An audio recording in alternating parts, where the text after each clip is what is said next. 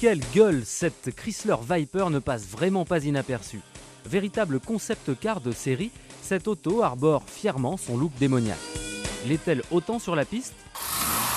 C'est ce que nos deux essayeurs, Anthony et Julien Beltoise, vont découvrir.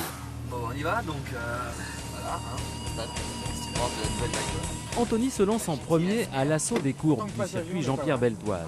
Le premier virage, pris en dérive, se soldera par un joli tête-à-queue.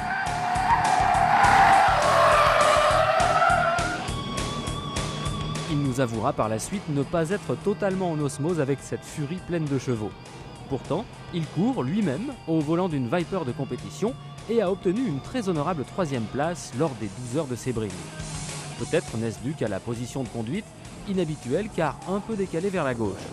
Il s'étonnera également de ne pas bénéficier d'un repose-pied gauche, comme sur sa voiture de compétition et comme sur toutes les autres voitures. Anthony cède maintenant le volant à son frère Julien. Lui aussi se retrouvera bien vite en position délicate. Il n'y a pas de doute, ce moteur regorge de santé. Même avec de généreux pneus de 17 pouces, contenir la cavalerie délivrée par le V10 de 8 litres semble éprouvant. Et des chevaux, ce n'est pas ce qui manque sous le capot.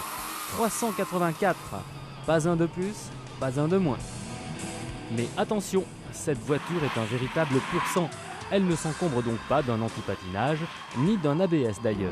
C'est pour cela qu'elle n'est pas à mettre entre toutes les mains. Sublimés par les lignes de la Viper, envoûtés par les sensations de son pilotage, nos deux compères sont unanimes. Cette splendide sculpture sur roue est à apprécier en laissant son monstrueux couple s'exprimer sur un filet de gaz, ne serait-ce que pour éviter d'incessants ravitaillements.